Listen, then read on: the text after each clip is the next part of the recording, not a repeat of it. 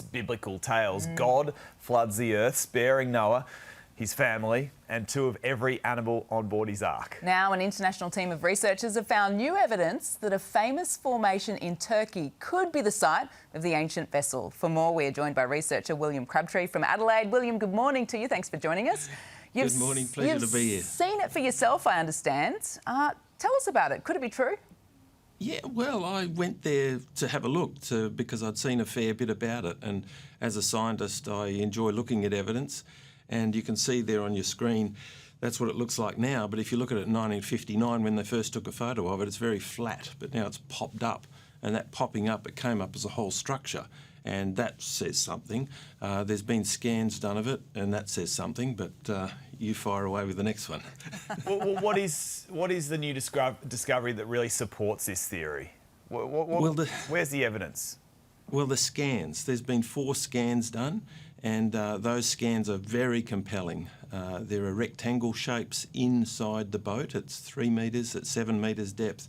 There's a tunnel that goes from the tip that you can see there right down to the middle, and it's big enough that you can walk through it.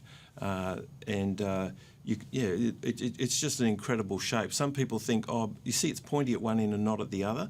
Well, if they think it was sort of artificial, it could have, naturally made from a rock formation, it would have been around the other way. It would have been pointed at the bottom and rounded at the top. So, that's another part of it. And also there are soil test results that are very interesting, that I had a role with a Muslim professor in Turkey collecting samples, and we've just got the results of those, and I'm very excited about those. Oh, what do those samples say?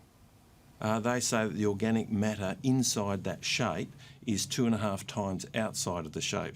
They say that the pH is 8 inside, and outside, we took 4 to 6 samples, outside is 9.1 the pH is, and they're very consistent numbers. The potassium level is also 40% higher inside than outside. And if you know anything about soil science, which I'm a soil scientist, the potassium level, organic matter, and the pH could all be affected by organic matter, which, if it was a boat, and if the wood rotted, then you would see the evidence would be in potassium, be in pH, and it would be in organic matter. I mean, this has very much been a mystery for so long. Is that what gives you confidence right now that it will be solved? And do you think this is it? The evidence is very hard to ignore. It's very easy to ignore if you don't believe in the biblical story, if you don't believe in the Bible. But the stories that are linked to it as to where they went, the people that came from there, the groups of people, the First Nations people, they all came from there, if this story is true, which would be shocking because it would put damage to the 60,000 years story. But this would put it at 4,500 years. And all the cities that came from, the peoples that came from there, are all documented in Genesis chapter 10 and 11. And that history has never been disputed. As an agricultural science student from university days, I always remember the Fertile Crescent, which is what we were taught, where civilization came from. And that indeed is where the complex writing is. The cuneiform stuff was written. The Gilgamesh epic was written there. And it all talks about that talks about a flood, actually, as well. So really interesting. William, just quickly, what further testing needs to be done? Is there more testing locked in, being done right now?